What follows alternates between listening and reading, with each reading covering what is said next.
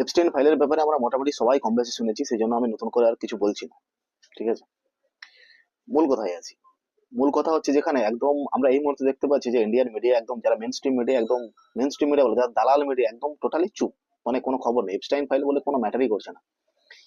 বিশেষ করে যেই মুহূর্তে একদম নরেন্দ্র মোদীর নাম চলে এসছে, ভারতের প্রধানমন্ত্রীর নাম যখন চলে এসছে, তখন তো একদম সরকার থেকে নিজে ক্লারিফিকেশন দিয়ে দিল যে এটা একটা ফেক নিউজ ছড়ানো হচ্ছে বলে, একদম পুরো সাইলেন্টলি চুপ, কোনো আর কোনো খবরই নেই, কোনো ম্যাটারই করছে না। ব্যাপার হচ্ছে যেখানে বড় বড় মানে বিদেশে যেসব মিডিয়া আছে তারা একদম তুলেই বলা হচ্ছে যে জেপস্টাইনের ব্যাপারে নিজস্ব নিজের ক্যারেক্টারের উপরে একদম আঙুল তোলা হচ্ছে যে একদম ঘৃণা কাজ, যা বিশ্বের বড় বড় যারা যারা বিশ্ব চালাচ্ছে এই মুহূর্তে তাদের একদম ক্যারেক্টারের উপরে কথা বলা হচ্ছে যে একদম জঘন্যতম কাজ, ঘৃণিত কাজ, একদম সত্যি জঘন্যতম কাজ।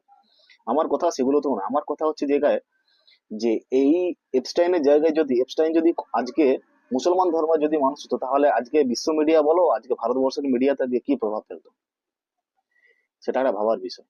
যারা আজকে যেই মিডিয়া একদম চুপ, মানে মন ব্রত করে পালন করে আছে, তারা একদম মানে ওই স্টুডিওর ভিতরে না লাফালাফি শুরু করে দিল, নিউজ বল যারা নিউজ অ্যাঙ্কার একদম নাচানাচি শুরু করে দিতে একবার।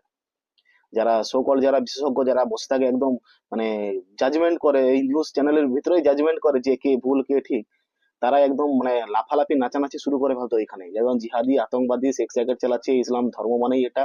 পুরোপুরি তখন কিন্তু কোনো একটা ব্যক্তি বিশেষ বর্গের উপরে আসতো না, তখন পুরোপুরি ওই চলে আসতো পুরো ভারত তথা পুরো মানে বিশ্বের মুসলমান জাতির উপরে, পুরো একটা জাতির উপরে একদম কলঙ্ক চলে আসতো।